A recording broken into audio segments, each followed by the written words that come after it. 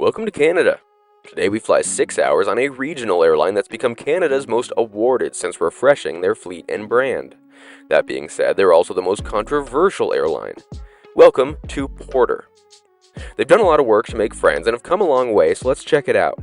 Today we'll be flying their PORTER Reserve class, which is a business class / premium economy product, from Toronto to San Francisco. Toronto has two main terminals, obviously numbered 1 and 3. Terminal 1 is Air Canada and the Star Alliance partners, Terminal 3 being oneworld and SkyTeam, plus the Canadian carriers of Air Transat, WestJet, Sunwing, and Porter, and then the non-affiliated carriers are split up. Checking into Terminal 3, there's a section of US carriers, then the Canadian carriers, like Porter. It wouldn't let me check in on the mobile app, so I got in line for Porter Reserve, which is their answer to business class. I walked right up, but they needed to physically see the card that I booked the ticket with. The problem is that Google Chrome scrambles the digits to secure your card, so even though I had the card, the numbers didn't match, and showing them the purchase on the statement didn't work. We sat there for 20 minutes while she called a few different people, but they ended up making me pay for the ticket again. Not only that, but I had to pay an extra $200 from what I originally booked the ticket for, and they said that I can't get the original money back until I call the helpline. Eventually I got it sorted out, but so far, quite unhappy with Porter, especially considering they never told me I'd have to carry the card with me, or I wouldn't have used the encrypted card. Checked bags, get the bag tags, and then you walk it over to one of the bag drop-off stands. And there's a specific one for US-bound flights by the A-gates, which are only for the US flights, considering that most international Canadian airports have a US pre-clearance. This means that we will clear security, but then clear US immigration, which means we arrive into the US as a domestic flight and can go straight to the curb, saving us a ton of time. I love when this is available, but right now it's only in Canada, Ireland, and Abu Dhabi. Once through immigration, we are officially in the United States, despite being on Canadian soil. So welcome to the United States of Canada, I guess. The terminal has a couple lounges. Porter Reserve might be Porter's most premium service, but they don't have any sort of lounge. So you'll need a priority pass, or you can pay for the Plaza Premium Lounge. I find it fun because this concourse has a glass divider separating the US departures from the Canadian ones, but to really put us against each other, they get a Timmy's and we get a Starbucks. Feels like home already. Welcome to Gate A13 for the San Francisco flight today. Outside, we see the 2-year-old Embraer 195-E2 that will be taking us there, with the engine cover still on it considering it was left outside in below freezing temperatures overnight. These aircraft are Embraer's newest commercial jet and honestly have become one of my favorite aircraft, as a 2-2 setup beats a 3-3 every day.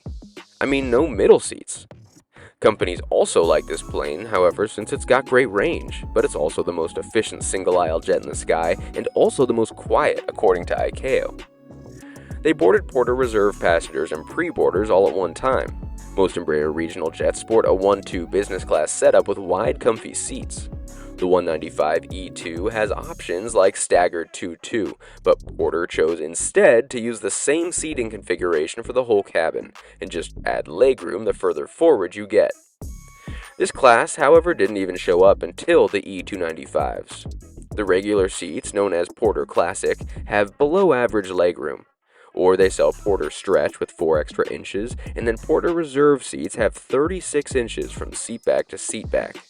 They also include 2 free checked bags, dedicated check-in, early boarding, fresh meals, premium beverages, and no change fees. Seat 4A is mine and has an adjustable headrest, although the seats themselves are rock hard. There's the armrest with one in the middle to fight over with the recline button. These seats don't have great recline, so sleep would be tough, but there's enough to be cozy on a daytime flight. There's typically 2 windows, but row 4 is missing one. But look at how big these windows are, although they did get as hot as the sun in flight. The specs are basic. There's literature pocket with Porter's information like the map of destinations, menu with things for sale, Wi-Fi connection instructions, and the Porter safety card. Then is the tray table in the bifold style, although it's relatively far from the seat since it's the same one as economy, making it 6 more inches further. Then a soft pocket for your things on board, and then below the seat you have charging outlets. There's a great amount of space, and with the 2-2 setup there's no seat support in the middle, so even with your backpack down there, there's enough space for your feet. And if you're in a window seat, there's this shelf of sorts that you can prop a foot up on. And then there is overhead air vents. One thing I do wish is that they would make this more of a true business class. Add some amenities. At the very least, give me a pillow and blanket. It doesn't have to be international business class level, but Air Canada and United offer the North American business class setup on the same route, so premium passengers will likely pay a bit more for a bigger seat and some amenities. Porter's been controversial since it was first launched by Robert DeLuce, a commercial pilot whose family has roughly 50 years in the industry owning airlines and stuff. He wanted to launch a regional carrier based in Toronto's Billy Bishop Airport, which is basically arm's length from downtown, with a ferry for cars and tunnel for pedestrians, as it's on its own island.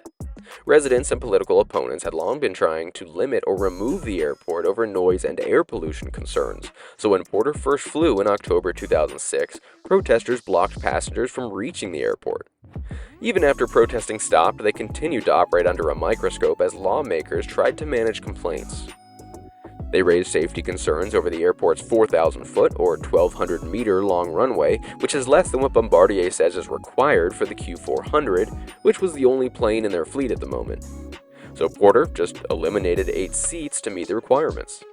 It was also found that Porter broke the curfew for the airport multiple times, even at times where controllers advised that the main Toronto airport would be better. This is possible since the tower closes at the city center airport before the last flight arrives. But when they asked NavCan to keep the tower manned until the last arrival, they said no, and the airport authority said that they're powerless other than issuing more fines. As part of Porter launching out of Billy Bishop Airport, Air Canada was the main carrier there at the time, but only a small terminal, so the holding company of Porter wanted to help grow the airport. They started by proposing a bridge to link the island with the city. It was eventually shut down, and the settlement gave Porter's holding company the money they needed to buy the terminal, then restricting Air Canada's access and allowing Porter more seamless growth. They bought the terminal in January 2006, canceled Air Canada's lease 2 days later, and then announced Porter would begin their flights that same year with a press conference at Bombardier's Toronto plant. But Porter did help to grow the airport. In 2009, they announced a $45 million terminal, which would include lounges, car rentals, restaurants, and Canadian immigration. Plus, they hope to add a U.S. pre-clearance facility someday. By now, Porter is Canada's third largest carrier, and have seen customer service skyrocket since picking up the Embraers and adding U.S. routes. In 2024, Skytrax named them North America's best regional airline and best North American cabin service the year prior. Baxter's Media named them Favorite Airline Economy Service. PAX International gave them North America's Most Improved Airline. USA Today named them Best Economy, although they are admittedly biased towards North America.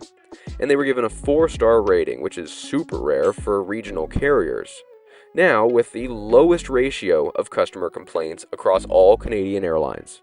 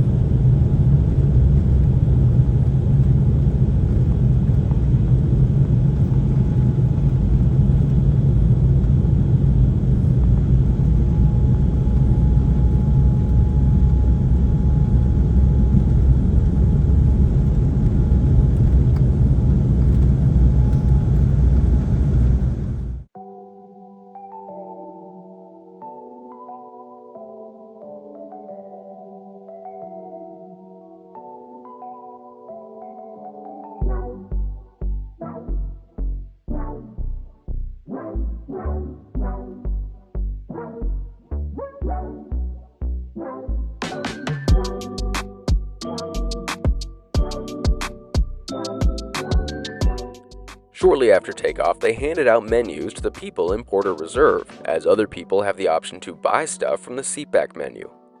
There's a list of drinks and snacks on the back side, and then the inside part has a breakfast menu and a lunch and dinner menu. For some reason, they were serving lunch and dinner menus for a 9:45 departure in the morning. We all got the same starters, and then there was 4 main course dishes. Unfortunately, the coffee and tea machine was broken, so I got a cranberry juice for breakfast, and then we got 2 boxes. The first box had the starters, but also had the napkin and silverware, and this little phone holder. Since there's no seatback entertainment, these allow you to watch things on your phone while you eat. For my main course, I chose the grilled chicken bowl with brown rice, cucumbers, edamame, pickled carrots, red pepper, and white sesame seeds, basically a poke bowl but with chicken. On the side was couscous with grape tomatoes, zucchini, and artichoke hearts, and some little bread balls with a cheese spread and chocolate truffles on the side, all put together nicely on the box once folded out. It may look like a standard economy meal, but honestly the flavors were incredible. The in-flight entertainment is bleak. They have no seatback TVs, but they do have Wi-Fi. I was never able to get it to work on my phone, but my computer connected. Porter chose to go with Viasat for their Wi-Fi, and fortunately it's 100% free. The first Canadian carrier to offer free Wi-Fi, although the connection did cut out multiple times throughout the flight. I did enjoy the seatback literature. It was a fun way to learn more about the airline, and the branding reminds me of Virgin America, which always seemed to be popular. The lavatories aren't anything special. They're modern, but basic. At 5'9", I've got like an inch of clearance with my head. Still better than the other Embraers.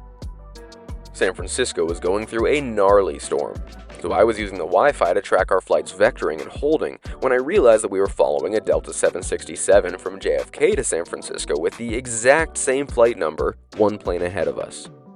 They came through the cabin to refresh our drinks fairly frequently in the Porter Reserve cabin. They also have what they call premium snacks, which are really just normal snacks, similar to the snack baskets on Delta and United, with sweet and savory items. You could grab stuff from the galley throughout the flight, but they also came through the reserve cabin about 2 hours before arrival to offer us the snacks. Then it was about time to descend into the bay, and the beautiful Sierra Nevadas and Yosemite were right below us, but unfortunately they were also below the clouds. So Porter owns the airport terminal in Billy Bishop, but what if I told you that the airport itself was restricting Porter's growth? Because the airport's biggest runway is less than 4,000 feet, the airport only allows prop planes aside from medical flights. Porter wanted to get to Western Canada and the US, states that don't border the Great Lakes, but to do that they need jets. Porter actually agreed with Bombardier on a C-Series order that was contingent on Billy Bishop allowing jets, which Porter was working on, lobbying to extend the runways and change the aircraft size limitations, which would require a unanimous decision. Porter announced they had large support, but the results were contested by the opposition, leading to them pushing back the vote to 2014. The airport authority did say they had $100 million for work on the airport if the project was approved, but eventually the city council said that they'd need more research before approving it. So that's what Porter and the airport authorities did, testing things like noise and air pollution. Officials from the city, province, and country finally said that they couldn't support the project, and shortly after, the airport announced that it had halted all studies and would not be continuing with the expansion efforts, which in turn also canceled Porter's C-Series order. This forced Porter to add operations at Toronto's other airport, the main one, and later adding Ottawa with maintenance facilities. With these new locations, Porter opted for the Embraer 195E2 in 2021, the first North American carrier to have them, after Embraer used Canada for the cold weather testing for the aircraft. They were launched to Montreal and Vancouver before announcing their US routes. They already served some US cities with Q400s, but with the jets they announced plans for LA, San Francisco, Vegas, Orlando, Tampa, and Fort Lauderdale. And since these would be out of Toronto's main airport, they'd have direct competition from multiple carriers. Now that they had service at major airports, it allowed them to find new partners, launching a joint venture with Air Transat in 2023, allowing for long-haul connections, and an interline partnership with Alaska a month later, which is a great way to reach one-world status in North America. They finally reached the West Coast from Toronto in early 2024 with LA, and then San Francisco was added a month later. Then services from Montreal a few months later. Since then, they've put a serious dent in the market. San Francisco sees Toronto and Montreal service from United, Air Canada, and now Porter. Load factors for all three carriers are over 90%, with Porter showing almost a 100% load factor for the summer. Makes me wonder if they'll add a second daily flight like United, or even Air Canada with 4 daily flights. So they've definitely cornered their market, and personally I believe them to be by far the most comfortable.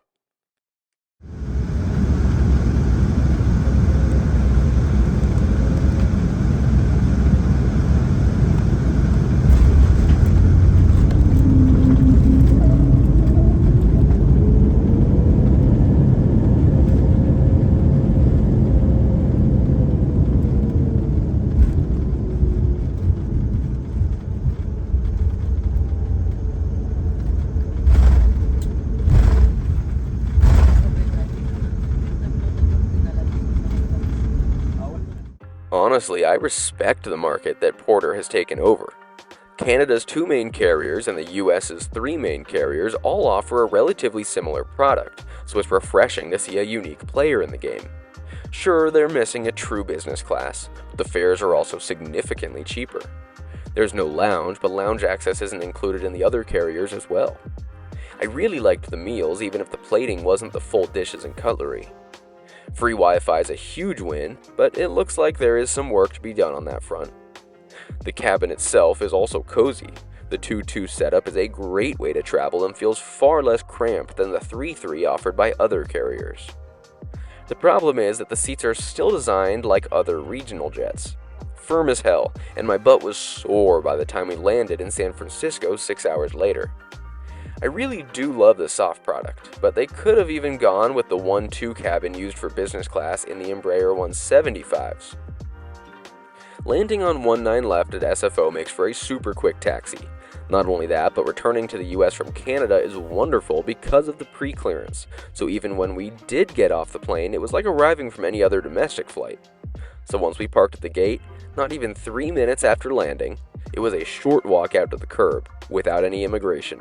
All in all, from touchdown, I was in my ride home 10 minutes later. Talk about efficiency. What do you think of Porter, though? Would you consider it on your next trip around Canada? Let me know, and until next Sunday, safe travels. I'll see y'all next time.